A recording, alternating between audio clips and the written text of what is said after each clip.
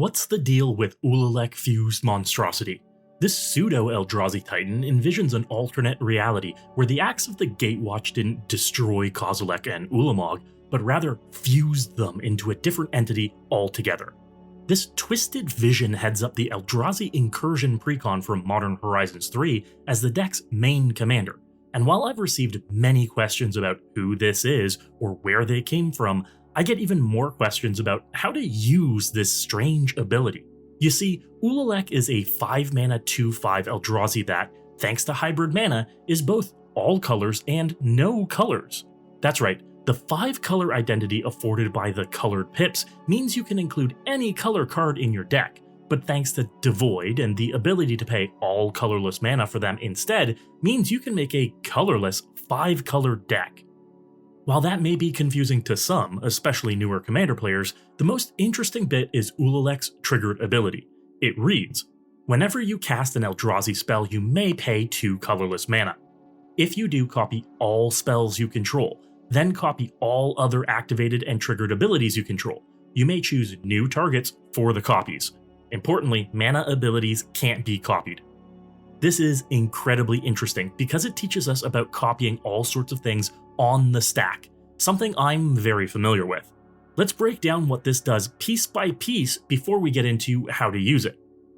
Let's boil it down to its base parts. First, copy all spells you control. This means that you get to copy the Eldrazi spell you cast first and foremost. Who doesn't want a token copy of a massive Eldrazi monster? But it also means that if you hold priority and cast some instants or creatures with flash in response to the spell you've cast, not Ulalek's trigger, you get to copy them too. It cares about any of your spells on the stack, Eldrazi or not. We want to make sure Ulalek's trigger resolves before anything else on the stack resolves, remember that. The second part is copy all other activated abilities you control. So again, this copies any activated non-mana abilities in response to the spell you've cast rather than Ulalek's trigger. As with spells, we want to ensure Ulalek's trigger resolves before any activated abilities do. So if you're going to activate that Idol of Oblivion, make sure it's still on the stack when resolving Ulalek's trigger. Then third, copy all triggered abilities you control. This one's the trickiest, but one of the biggest benefits. We aren't going to have too many triggered abilities to work with, but thanks to Modern Horizons 3, we have some doozies like Echoes of Eternity, Kozilek's Unsealing, and the new Ugin's Binding that can all trigger from your Eldrazi casts and be doubled up by Ulalek's ability. It's worthwhile pointing out here that any Eldrazi with flash, like Dimensional Infiltrator or Voidgrafter, can be cast with Annihilator triggers on the stack to double up on them too. This wouldn't normally be possible as Annihilator is an on-attack trigger, but we can manipulate the stack to turn Annihilator 4 into Annihilator 8 very easily. If we give all of our colorless creatures flash, more on that in a minute, we can get really silly with all of the abilities at our disposal. But these are reasons why it's difficult for a relatively new player to wrap their heads around Ulalek. Not only does it play around with color identity rules, but it also relies heavily on layering the stack and where you resolve your effects. Many new players have never used these concepts before, so please, if you're experiencing some of these issues, be responsible and help other players where required and where requested. Now that we understand what the ability does, let's look at some of the necessities to building around it. It does cost 2 colorless mana per cast of an Eldrazi spell, making it incredibly mana intensive. Eldrazi are, in many cases, already very expensive, and having to pay 2 more mana on cast means we're going to want an Ulalek deck to be packing some serious mana generation. An important balance of lower cost Eldrazi to get triggers often, higher cost Eldrazi to close out the game, and plenty of artifact-based mana generation are all areas we want to be concerned with. Now earlier I mentioned the new Echoes of Eternity, a colorless Eldrazi Kindred enchantment, which does all of what Ulalek's trigger does for a flat 6 mana, with the added benefit of working for all colorless spells, like artifacts, rather than just when you cast an Eldrazi. If you're building an Ulalek brew, Echoes of Eternity is the first card you want to look at. But both it and Ulalek require a lot of colorless mana. Not generic mana as you see in mana casting costs, but colorless mana. This is often generated by artifact sources, and in many cases, non-basic lands too. Big shout out to the Eldrazi Incursion Precon for coming packed with all of the Pain lands, as they each tap for colorless mana or your choice of colored mana at the cost of a single point of life. These are, in my opinion, non-negotiable auto-includes for a deck of this type, and, if I'm being honest, a great starting point for building a versatile collection. But what else are we going to want to solve our very mana-intensive needs in this deck? While the out-of-the-box mana base in the Eldrazi Incursion Precon is excellent, a great change of pace for Precon mana bases, let's look at what mana rocks we should be taking advantage of. Smartly, we start with the talismans. With 4 in the default deck, we can be including a couple of more to flesh out our rocks. While normally I'd also recommend Mindstone, Fellwar Stone, and Thought Vessel on top of the talismans, we are in a 5-color, colorless deck, so creating both colorless and colored mana is the biggest bonus we're looking for. With that being said, the deck includes some colorless only mana rocks that do a fine job, like Hedron Archive and Dreamstone Hedron, both on flavor for an Eldrazi themed deck. But they're outshined by Thran Dynamo and even Worn Power Stone in some cases. The extra card draw activations are great, but if we're tuning this deck up, we can include card draw that doesn't make us pay 9 mana total to activate. Mana artifacts aren't the only mana cost saving inclusions in the deck though. Things that enhance our mana like Forsaken Monument are crucial too. It pumps our creatures and allows us to make an extra colorless mana whenever we make a colorless mana, so it turns a Pain land on its own into something that pays for Ulalek's trigger, and that's important. Additionally, Herald of Kozilek discounts our colorless spells, while, as mentioned previously, Liberator, Urza's Battlethopter, and Skittering Cicada help us cast our massive Eldrazi's either for less or at flash speed, taking advantage of that stack interaction mentioned previously. It makes it easier for us to pay for Ulalek's trigger with our cost savings. None of these are in the Eldrazi Incursion Precon, but should be some really early inclusions with a curve so high and a commander so mana hungry, and with an ability that really wants us to manipulate when we're casting spells on the stack.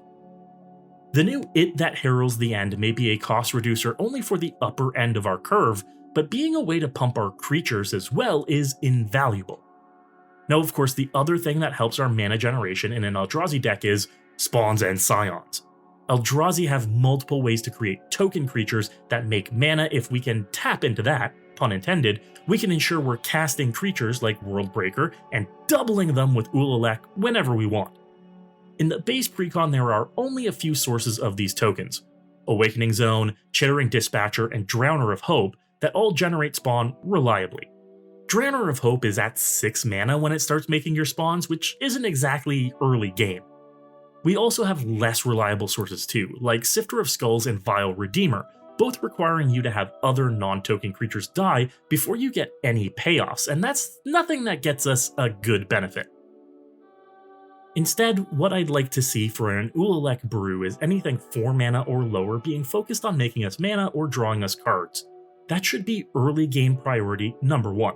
Make sure we have mana to cast our commander, and make sure we'll have the mana to cast an Eldrazi and pay for Ulalek's trigger. Anything mana value 5 or more should be Haymaker range. Have big impact on the board, make big bodies, and be a threat after threat after threat deck for our opponents. So cutting cards like Wastegate Battlemage, Eldrazi Displacer, and Mutated Cultist are all my recommendations. While they have their uses, they have them in specific decks that this isn't. I like the new Bismuth Mindrender, but it's a cute inclusion for a theft-themed deck rather than this deck focused on Ulalek's ability. And Inversion Behemoth seems like sweet tech against those friends that run toughness-based decks like Acades or Doran, but here it's likely to get us little ongoing value. Instead, replacing them with Skittering Cicada, Liberator, and Herald of Kozilek to bring our curve down and make it easy to cast those bigger spells and cast them on any turn for big surprise copies too. Writhing Chrysalis, limited Boogeyman in Modern Horizons 3, not only gets us 2 spawn on cast, but gets bigger and bigger the more spawn you end up sacrificing. That's all upside to me. We can cut a few of the big spells from the list like Skittering Invasion and Eldrazi Conscription, as they're not exactly where we want them to be. Ramp at 7 mana and an aura that's easily 2 for 1 isn't fantastic. But From Beyond is ongoing mana generation with a tutor built into it that fits our deck to a T, and comes down in time to drop our commander on curve or even ahead of curve. And even the new Glimpse the Impossible fills a role as card advantage and or ramp 2, giving us the ability to peek a few cards deeper into our deck and get rewarded for any we don't end up casting with spawns. Staying on our non-creatures, removing Ugin's Insight in favor of Kozilek's Unsealing is a way for us to get ongoing ramp and ongoing card draw later into the game, with the upside being that the trigger can be doubled by Ulalek when we cast an Eldrazi. Trust me that this can be a lot of cards further into the game we get. We could be including some more traditional ongoing card draw in the deck as well, like Phyrexian Arena or Black Market Connections, as both prove to work very well. This is a long game deck, not a combo deck, so these ongoing value pieces pay for themselves. The deck already has some power-based card draw in it, with Rishgar's Expertise and Return of the Wild Speaker packed into the default deck, which, in a deck about Eldrazi and casting big face-smashing monstrosities, is actually pretty perfect. As for the higher end of the deck, honestly, I think it's pretty good where it is out of the box. Big, nasty Eldrazi are a dime a dozen, in some cases literally, and the ones in the Precon by default are pretty great.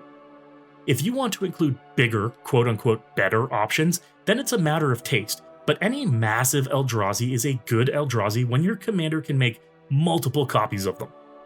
Of course, the Eldrazi Titan can fit in here too, but there's no need or necessity for them. They cost an arm and a leg in most cases, so focus on the already strong, already nasty, infinitely cheaper ones you can be including. Now of course, with any deck there's the option to go overboard, so let's look at the upgrade.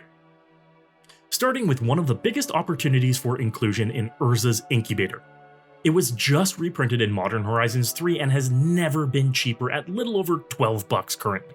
This one's a must-have for a deck with a curve like this, with a strong typal theme, and it fits where we want it in our curve. Snag one now. It That Betrays, while not an Eldrazi Titan, is still an option for the deck that's running over $10 right now. It's a great way to capitalize on all of the Annihilator that we can be getting in the deck. And while our commander wants to be doubling up on triggers, we can do that with Roaming Throne too.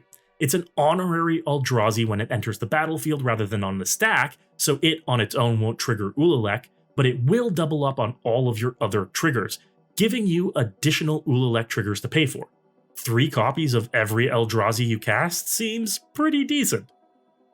And I mentioned Ugin's Binding at the outset. This is a $15 potentially free Cyclonic Rift in this deck, so you bet it should be included where it can.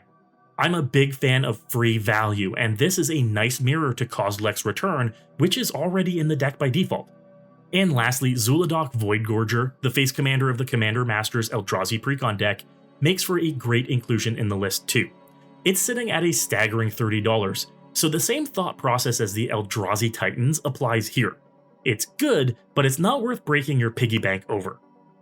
Check out my updates to the Eldrazi Incursion deck list in the description, and let me know if you feel there are any must-haves for the deck, and what are your favorite Eldrazi for inclusion in the list. So head over to my sponsor Moxfield and check it out now. Moxfield is the best deck building platform in the world, and makes it easy to see what changes I've made to the original list with the history feature. While you're there, be sure to follow my profile and never miss a brew. And while you're here, be sure to slam that subscribe button to join the Brew Crew, so you can watch awesome videos like these every week. As always folks, good luck and have fun.